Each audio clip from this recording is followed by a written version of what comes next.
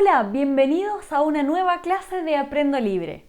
Esta clase se llama Ven a mí información precisa, porque desarrollaremos diversas estrategias para que leas con mayor profundidad un texto no literario. Observa la imagen, la diapositiva. ¿De qué crees que se va a tratar la lectura? ¿Qué tipo de texto leeremos? Estoy segura que le achuntaste. El objetivo de la clase es leer y analizar una carta, aplicando estrategias para comprenderla mejor. Antes de iniciar la clase, quiero que prepares tu ambiente, que traigas un cuaderno, que traigas un lápiz y que pidas a ver si puedes ir a un lugar donde no transcurra mucha gente y ojalá lejos del televisor y lejos de todo aquello que te pueda distraer. El texto que vamos a leer fue escrito por Clive Staples Lewis, que es un famoso escritor muy conocido en la literatura infantil por las Crónicas de Narnia. Lewis nació en 1898 en Irlanda. Es conocido en el mundo de la literatura juvenil por haber escrito las Crónicas de Narnia. Lewis fue bautizado cristiano, pero durante su adolescencia se alejó de la fe. A los 30 años se reconvirtió al cristianismo y este es un dato importante porque tiene que ver con la lectura. Vas a ver que hay varias referencias al cristianismo en el texto que vamos a leer. En 1956 contrajo matrimonio con Joy, quien murió de cáncer a los huesos al poco tiempo. Y la historia de este matrimonio es bien interesante, porque esta mujer, Joy, era estadounidense, estaba viviendo en Estados Unidos, viajó a Inglaterra y tenía intenciones de quedarse en Inglaterra. Sin embargo, el país, digamos, las autoridades de Inglaterra no le permitían quedarse en el país. Entonces, para facilitarle, para que ella se pudiera quedar, se casaron. Fue un matrimonio por conveniencia. Sin embargo, al tiempo, ambos se fueron enamorando y este matrimonio, que era por conveniencia, se transformó en un matrimonio de amor. De hecho, la muerte de Joy fue muy dolorosa para Lewis. Bueno, ya habrás escuchado hablar de las Crónicas de Narnia o quizás viste una película. Hace más de 50 años, C.S. Lewis creó una tierra de maravillas, fantasía y embrujos llamada Narnia. Desde entonces, más de 60 millones de lectores han descubierto este fantástico mundo. ¿Y tú todavía no lo conoces? Las Crónicas de Narnia son 7 novelas de fantasía protagonizadas por 4 niños de Londres durante la Segunda Guerra Mundial, que viajan a Narnia, este fantástico mundo. Es un universo paralelo poblado de seres mitológicos, de animales parlantes, o es animales que hablan, y brujas malvadas. Te invito a leer esta maravillosa saga de libros. Yo me la leí muchas veces, esta saga completa, me la leí muchas veces de niña. Te voy a comentar algunas referencias del texto, porque quizás leas este texto y no comprendas a qué se refieren. Primero, el autor del texto, que es Lewis, habla del latín.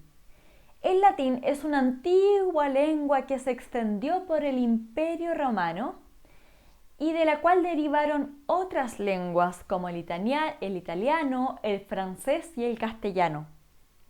O sea, de esta lengua latín derivaron otras lenguas, como el castellano, nuestra lengua. Actualmente esta lengua todavía es usada por la Iglesia Católica. Es una lengua que ya no se usa cotidianamente. Solamente eso se usa en estos contextos y también hay algunos textos que están escritos en latín y que la gente que sabe de latín puede leerlos. Y ahí te pongo un breve escrito en latín que dice Ars longa vita brevis. significa el arte es largo, es decir, es duradero. La vida es breve. ¿Ves que las palabras del latín se parecen mucho a las palabras del castellano? Ars se parece a arte, longa se parece a largo o... Bueno, vita se parece a vida y brevis se parece a breve. El Nuevo Testamento, en la carta que vamos a leer, Luis menciona el Nuevo Testamento. El Nuevo Testamento es la segunda parte de la Biblia cristiana. En ella se relatan los acontecimientos de la vida de Jesucristo y de los primeros siglos de la era del cristianismo. Los hechos. Cuando Luis en su carta dice los hechos, se refiere a los hechos de los apóstoles. Es el quinto libro del Nuevo Testamento y narra la expansión del cristianismo por el Imperio Romano. Es decir, cuando nació el cristianismo, que era como una semillita que nació con Jesucristo, luego, después de la muerte de Jesucristo, todos los seguidores de Jesucristo expandieron el cristianismo por el Imperio Romano, que el Imperio Romano abarcaba gran parte de Europa en ese tiempo.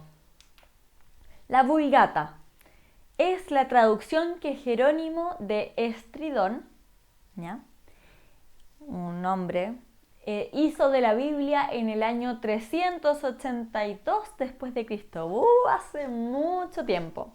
Porque la Biblia estaba escrita en hebreo y griego y la tradujo al latín. Porque el hebreo y el griego había muchas personas que no lo leían. Tortura. Tortura es un castigo físico o también psicológico que se le hace experimentar a una persona con el objetivo de que sufra o para que confiese algo. Es decir, se hace que una persona sufra para que confiese, por ejemplo, los nombres de algunas personas que estaban implicadas en una revolución, por ejemplo. Bueno, la tortura es algo terrible, va contra los derechos de la persona y se consideran tortura tanto algunos castigos que son físicos, o sea, a tu cuerpo, como psicológicos. Es decir, que te hacen sufrir en tus emociones, en tu mente. Ahí en la imagen que te muestro, hay un castillo que por encima es todo hermoso y por abajo hay unos calabozos donde hay diferentes elementos, herramientas de tortura. El autor también menciona a un mártir torturado por Nerón. Los mártires son las personas que morían por su fe. Y Nerón fue un emperador romano que tiene una fama de haber sido muy cruel, que gobernó desde el año 54 al 68 después de Cristo. Y fue un perseguidor de los cristianos, los perseguía y los mandaba a torturar o a matar. Los mártires eran aquellas personas que morían, que daban, por dar testimonio de su fe, morían. Es decir, le decían, por ejemplo, no, tienes que negar a Jesucristo y así te libero. Pero esas personas no negaban a Jesucristo y decían que seguían amándolo y por eso los torturaban. En la imagen que estás viendo aparece Nerón tocando una lira mientras que Roma se incendia. Esto es un rumor. Está como el rumor de que Roma en una época, hace muchísimo tiempo, se incendió. Y corrió el rumor de que Nerón, mientras que Roma se incendiaba, tocaba la lira. Por eso y por otros actos cobró su fama de cruel, porque como una persona puede estar tocando la lira alegremente cuando está pasando algo tan terrible. La lira es un instrumento musical. También, aquí también el autor menciona a un hombre perteneciente a un movimiento de resistencia que rehúsa entregar a sus amigos mientras lo torturan los alemanes. ¿A qué se referirá Luis? Probablemente se refiere a un hombre que pertenecía a movimientos que se oponían al régimen nazi. Y ahí te muestra una bandera que reunía, que simbolizaba los diferentes movimientos de resistencia contra el régimen nazi. El régimen nazi fue un régimen en cuya época se cometieron unos crímenes atroces y habían algunos grupos que no estaban de acuerdo con eso y se oponían a ello. Entonces, los nazis a estos grupos los perseguían y los torturaban o los mandaban a matar. Algo muy terrible. Disparate. Disparate es un dicho o un hecho absurdo que no tiene ningún sentido. Te pregunto a ti, ¿en qué ocasiones dices cosas disparatadas? A mí, por ejemplo, hay una hora del día que me da por decir puras cosas disparatadas. ¿A ti? Sustituto es un objeto, animal o persona que sustituye o reemplaza a otro en su función. Por ejemplo, la stevia reemplaza al azúcar. Muchas personas que no pueden usar azúcar endulzan sus alimentos con la stevia. Y muleta. Debes saber, pero por si acaso te lo digo. Muleta es un bastón de metal o de madera que usan las personas para apoyarse al andar cuando tienen alguna dificultad. Ahí ese hombre está usando unas muletas de madera porque no puede andar porque tiene un yeso. Bueno, la estrategia de comprensión lectora, porque ahora vamos a leer la carta, la estrategia de comprensión lectora que vamos a aplicar es la de recapitular. Recapitular es volver a recordar lo que has leído, pero formularlo de una manera muy sintética. Es decir, es repasar lo que leíste, pero de manera breve, sintética, resumida. ¿Ya? Entonces, yo voy a dividir el texto en 5. Cuando aparezca el primer numerito, tienes que recapitular el fragmento que leíste antes.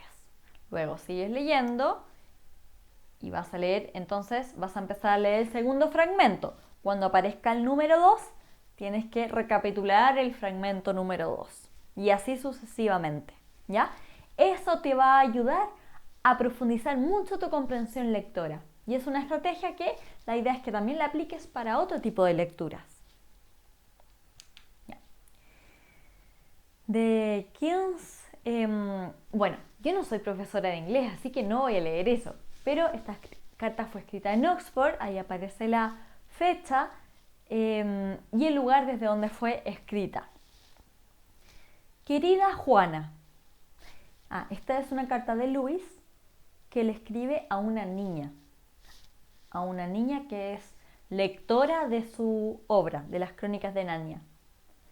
Y Juana le había escrito una carta y Luis le contesta. Ya. Querida Juana, me han dicho que uno no debería nunca tratar de aprender castellano e italiano al mismo tiempo. Claro que el hecho de que sean tan parecidos ayuda un poco en cuanto al significado de las palabras. El latín te puede ayudar casi igual para ambos idiomas, pero se arma una confusión en la mente con la gramática y los modismos. Y al final uno hace una horrenda sopa con las palabras de los dos idiomas. Yo no sé castellano, pero sé que se han escrito cosas preciosas en italiano. Te gustarán Bioardo, Ariosto y Tasso. Ya, aquí. Entonces, recapitula lo que acabas de leer.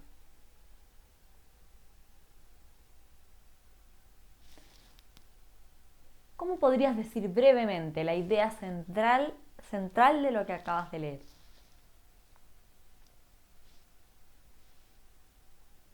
¿Ya contestaste? Bien, porque ahora yo voy a dar mi respuesta.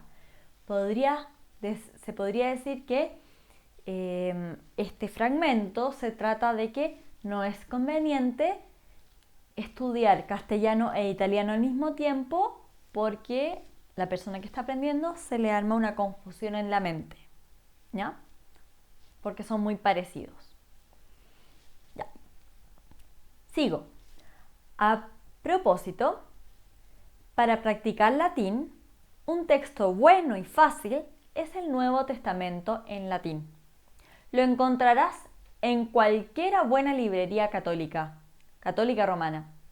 Di que quieres un ejemplar de la Vulgata. Recuerda que la Vulgata era la traducción que hizo San Jerónimo de la Biblia, del hebreo y griego al latín. Bueno, sigo. Di que quieres un ejemplar de la Vulgata, especialmente para leer los Hechos. La lengua latina es el mejor. Perdón, especialmente para leer los Hechos, la lengua latina es la mejor. Ya. En este fragmento, ¿cómo lo sintetizarías? ¿Cómo lo recapitularías? ¿Ya contestaste?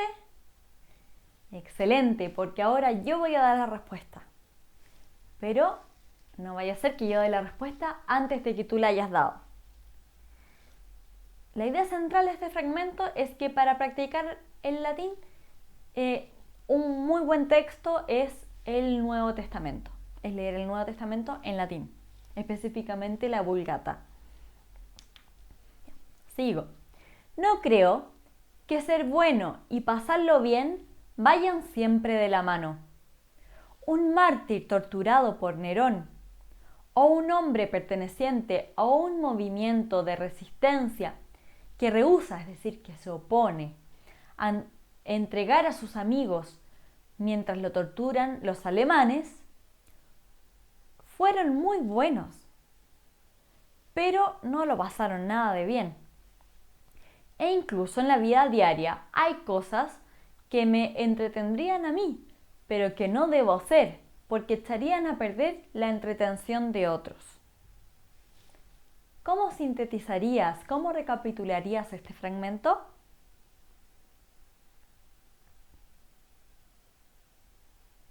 ¿Ya lo tienes? Muy bien, ahora yo doy la respuesta. Que según Luis, no necesariamente van de la mano el pasarlo bien con ser buena persona. Sigo. Pero claro que tienes toda la razón si lo que quieres decir es que desistir de una buena diversión sin ningún motivo, excepto que crees que es bueno privarte de ella, es un disparate. ¿No es cierto que las antiguas reglas sobre decir la verdad y no hacer a otros lo que no quieres que hagan contigo nos explican claramente qué clase de diversiones uno puede tener y cuáles no? Ya, ahora recapitula este fragmento.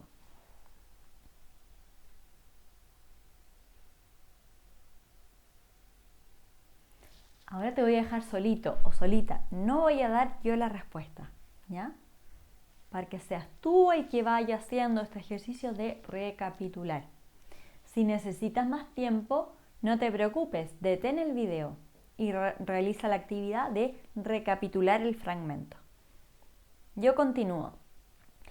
Pero, y siempre que sea algo correcto, mientras más te guste y mientras menos tengas que tratar de ser bueno, será mejor. Un hombre perfecto no debería jamás actuar por sentido del deber. Siempre debería querer lo que es bueno en lugar de lo que es malo. El deber es solo un sustituto del amor, de Dios y de los demás, así como una muleta es el sustituto de una pierna. Muchos necesitamos la muleta a veces, pero claro que es una idiotez usar la muleta cuando nuestras propias piernas, es decir, nuestros propios amores, gustos, costumbres, etc., pueden hacer el viaje por sus propios medios.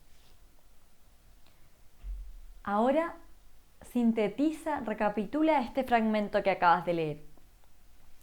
Y finalmente, en una tabla escribe la idea central de cada uno de los fragmentos leídos. Fíjate cómo yo separé el texto en 5 fragmentos. Esto para darte mayor facilidad. Normalmente, cuando uno lee un texto, es conveniente recapitular a medida que termines un párrafo, recapitulas la idea de ese párrafo. Pero de repente los párrafos son muy largos. Como en este caso, el segundo párrafo era bastante largo. Entonces conviene dividirlos para hacer este ejercicio. ¿Ya? Vamos, escribe la idea central de cada uno de los fragmentos. Detén el video para realizar la actividad. Yo sigo adelante. Bueno, ahora te pongo un desafío. Extrae información explícita del texto, es decir, información que aparece en el texto, que tú puedes localizar en él, rastrear el texto y encontrarla. La primera pregunta es, ¿por qué no hay que aprender castellano e italiano al mismo tiempo, según ha escuchado C.S. Lewis? 2. ¿Qué recomendación le hace C.S. Lewis a Juana para aprender latín? 3. ¿Qué clases de diversiones pueden tener las personas según Lewis? 4. ¿Por qué razones actúa un hombre perfecto según Lewis? Vamos, rastrea el texto, anda para atrás. También puedes buscar el texto que será adjuntado con el video que aparece en el vínculo. Y busca la información por la que te estoy preguntando. Aparece tal cual en el texto, solo tienes que rastrearla. Una cosa, puse a aprender latín con mayúscula. Y sabes que los idiomas se escriben con minúscula. Así que ahí hay un error en la diapositiva. Bueno, detén el video, date el tiempo que necesitas para realizar la actividad, porque ahora yo voy a dar las respuestas. No vaya a ser que te dé las respuestas antes de que tú las hayas encontrado. Bueno, ¿por qué no hay que aprender castellano e italiano al mismo tiempo, según ha escuchado C.S. Lewis? Porque el aprendiz, es decir, la persona que aprende los idiomas, puede confundir los dos idiomas, ya que son muy parecidos. En el texto dice textual, se arma una confusión en la mente con la gramática y los modismos. 2. ¿Qué recomendación le hace C.S. Lewis a Juana para aprender latín? Dice, textual, a propósito, para practicar latín, un texto bueno y fácil es el Nuevo Testamento en latín. Especialmente para leer los Hechos, la lengua latina es la mejor. Es decir, le hace la recomendación de leer el Nuevo Testamento. 3. ¿Qué clases de diversiones pueden tener las personas, según Lewis? Aquellas que no hagan pasar mal rato a los demás y que no nos lleven a mentir.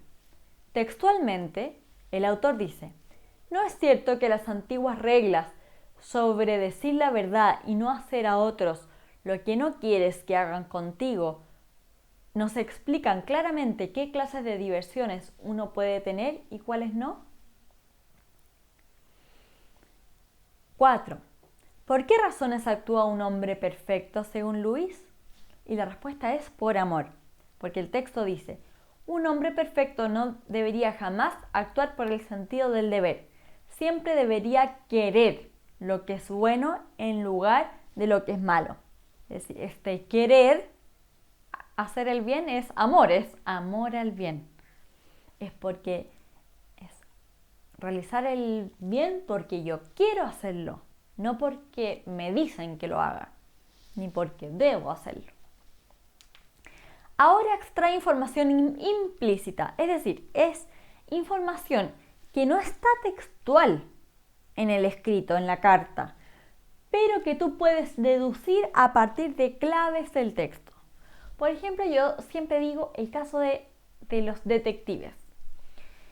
Los detectives no es que lean en ninguna parte quién es el asesino. No es que le den una carta donde diga el asesino es fulano.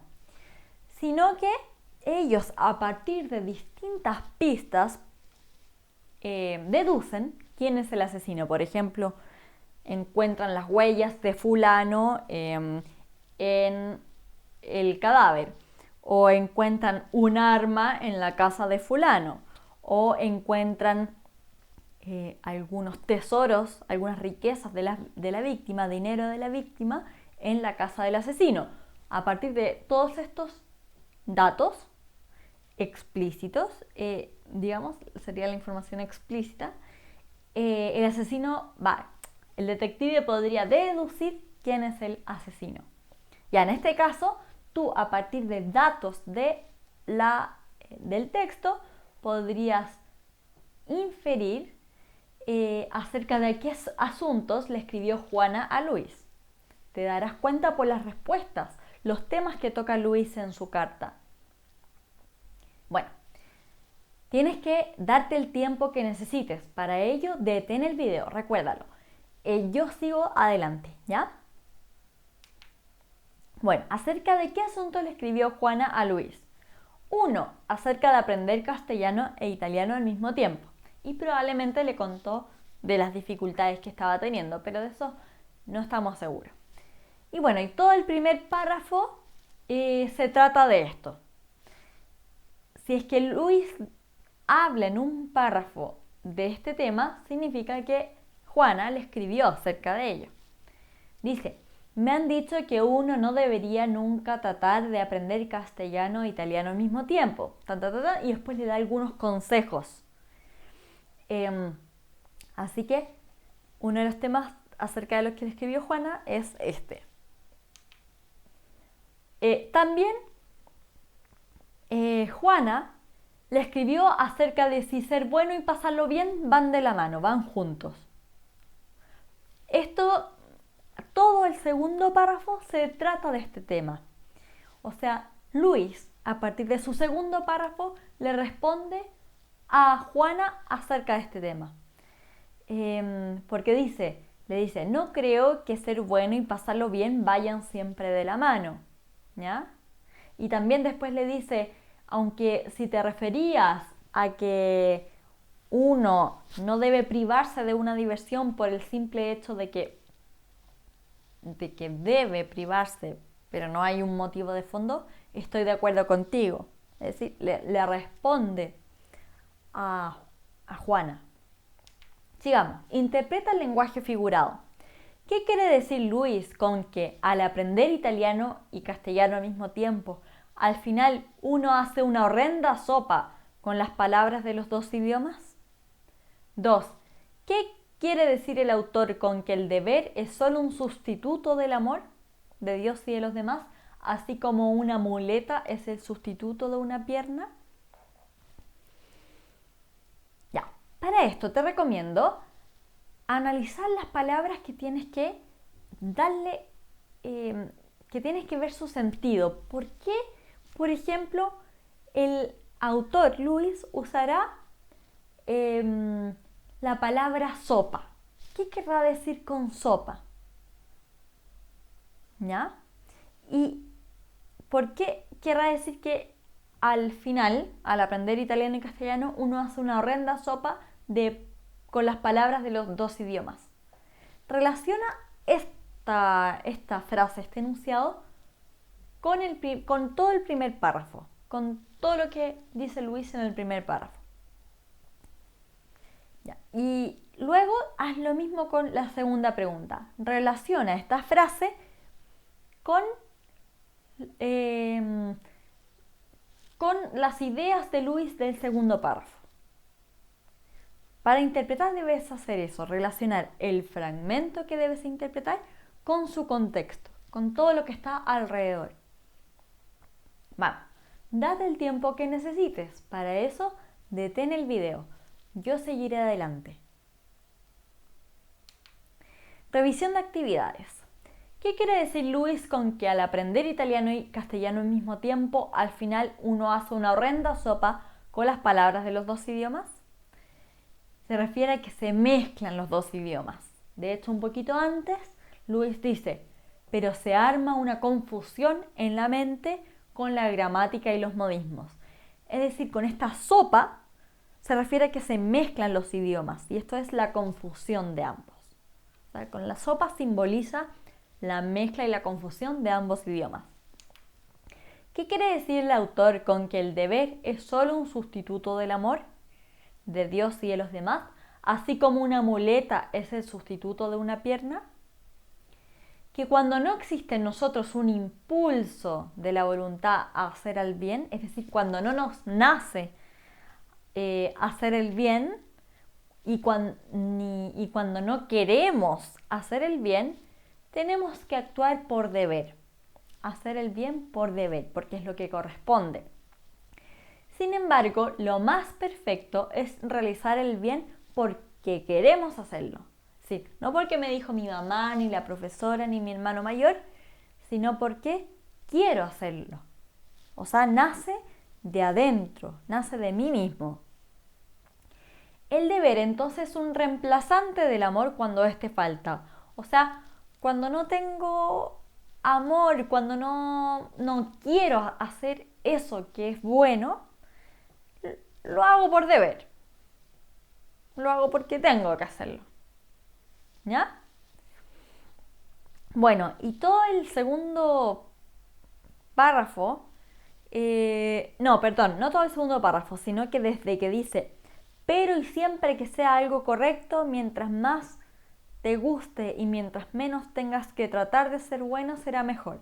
Desde ahí en adelante, el autor desarrolla esta idea, ¿ya? ¿Y por qué utiliza esta figura literaria de la muleta? Una muleta lo que hace es reemplazar a una pierna, porque las piernas nos sostienen. Y cuando las piernas fallan, una muleta sirve para apoyarse igual que las piernas y para andar. Entonces se está refiriendo a que cuando el amor falla, podemos usar la muleta del deber. Es decir, no quiero hacer esto que está bien hecho. No tengo ninguna gana, ni me nace, ni nada. Pero, bueno, como me está fallando el amor, lo hago por deber. Expresa tu opinión y fundamentala. Expresa tu opinión acerca de las siguientes ideas de C.S. Lewis. Primero, ser bueno y pasarlo bien no van siempre de la mano. ¿Qué opinas de eso? ¿Estás de acuerdo? ¿Estás en desacuerdo? Segundo, podemos tener cualquier tipo de diversión siempre que no mintamos y que no le hagamos al resto lo que no nos gustaría que nos hicieran. ¿Estás de acuerdo con Luis? ¿Estás de acuerdo con que podemos tener cualquier tipo de diversión mientras que no mintamos y no hagamos daño al resto? Y 3. El deber es un sustituto del amor. Acuérdate que ya analizamos qué significa esta frase. Es esta idea de la muleta, de que cuando me falla el amor, puedo usar la muleta del deber. ¿Estás de acuerdo con ello? Con que debo, cuando no quiero hacer el bien, lo hago por deber. Bueno, para expresar y fundamentar tu opinión, cumple los diferentes pasos. 1. Identifica el tema sobre el que vas a opinar. O sea, primero desarrolla el primer tema, la primera idea, esa que te mencioné ahí, que ser bueno y pasarlo bien no van siempre de la mano. Después la segunda y después la tercera, ¿ya? Luego, 2. Define una postura o punto de vista sobre el tema, sobre esa idea. Y expresa tu opinión. Por ejemplo, estoy de acuerdo con esta idea de Luis, estoy en desacuerdo con esta idea de Luis, etc. ¿Ya? ¿Lo tienes pensado? Ya. 3. Selecciona la información del texto que te permita apoyar tu postura, sostener tu postura. O sea, vuelve a leer el texto y selecciona todas las ideas que te permitan apoyar tu postura. 4. Activa tus conocimientos sobre el mundo acerca del tema y selecciona todas aquellas ideas que se te vengan a la mente que te ayuden a sostener tu postura. Por ejemplo, anécdotas, ejemplos o algo que hayas leído en el diario o alguna idea que les haya escuchado a tus padres, a tus apoderados, a tu abuela o que hayas leído en un libro. ¿Ya? Es decir, no tienes que apoyarte solamente en las ideas de Luis, sino que también en las ideas que tú tengas en tu conocimiento sobre el mundo. 5. Elabora fundamentos en una oración completa para apoyar tu opinión. Es decir, estoy de acuerdo con Luis acerca de que ser bueno y pasarlo bien no siempre van de la mano. ¿Por qué? Y desarrollas en una o en 2 oraciones tu fundamento. El fundamento es la idea en que apoyas tu opinión para que esta opinión sea válida, es decir, para que tenga consistencia. Porque yo puedo decir, por ejemplo, oye, Pedro, no salgas afuera. ¿Por qué? Pregunta Pedro. No, porque no quiero que salgas afuera. No, eso no tiene ningún fundamento. Pero si yo digo, Pedro, no salgas afuera. ¿Por qué? Pregunta Pedro. Porque hacen menos 20 grados de temperatura. Es decir, es un frío pero espantoso. Que se mueren los animales, las plantas, las personas. Ahí hay un fundamento que sustenta la idea que yo estoy transmitiendo, que estoy aconsejándole a Pedro de que no salga afuera. ¿Ya? Bueno, sigo. Finalmente, evalúa. ¿Te basaste en evidencias del texto para elaborar tu fundamento? ¿Te basaste también en tus conocimientos sobre el mundo para elaborar tu fundamento? ¿El fundamento utilizado es suficiente para que tu opinión sea válida? Ya. Entonces quiero que a partir de cada una de las 3 ideas de Luis que yo te mencioné en el cuadro, realices cada uno de estos pasos, ¿ya? Y finalmente evalúes a ver si tu opinión está bien fundamentada. Date todo el tiempo que necesites. Para eso, detén el video. Y finalmente, ¿qué hicimos hoy? 1. Conocimos a Luis, C.S. Lewis. 2. Leímos una carta escrita por él aplicando la estrategia de recapitular. Esta estrategia, acuérdate que la puedes usar para todos los textos que leas. 3. Extrajimos información explícita. Acuérdate que la información explícita es aquella que podemos reconocer en el texto, que está presente en el texto y que podemos localizarla. Podemos decir, aquí está la respuesta. ¿Ya? 4. Extrajimos información implícita. La información implícita es la información que debemos inferir o deducir acerca de distintos elementos del texto. La respuesta no está explícitamente, no está tal cual en el texto, sino que a partir de distintos datos del texto yo debo elaborarla en mi mente. 5. Interpretamos el lenguaje figurado utilizado en la carta.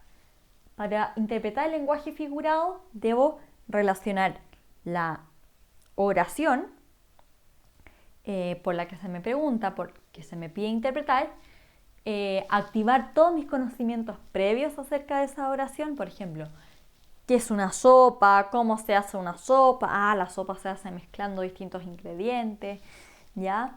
o qué es una muleta, qué es un sustituto. Un sustituto es algo que se usa para reemplazar cuando no funciona, cuando hay algo que no funciona bien. Entonces activo en mi mente todo lo que yo sé sobre esa oración. Y después lo relaciono con el párrafo completo, con el contexto. Entonces digo, ya, ahora yo ya sé que es sopa. Entonces estamos hablando de idiomas, por ejemplo, del español y el italiano. Entonces dice que se hace una sopa con los dos idiomas. Debes decir que se hace una mezcla, que se mezclan los idiomas. ¿Ya? Entonces, para interpretar, 1, activa tus conocimientos previos y 2, relaciona el enunciado, la oración por la que se te pregunta con el párrafo completo. Y finalmente, formulamos y fundamentamos nuestra opinión. Recuerda que para fundamentar la opinión debes leer un texto, comprenderlo bien, seleccionar la idea acerca de la cual quieres dar tu opinión, plantear tu postura, si estás de acuerdo, no estás de acuerdo, etc.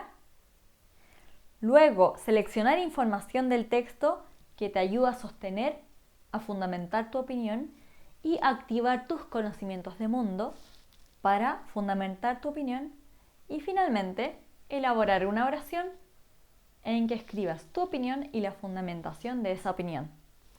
Con esto me despido, que estés muy bien y nos vemos en la siguiente clase.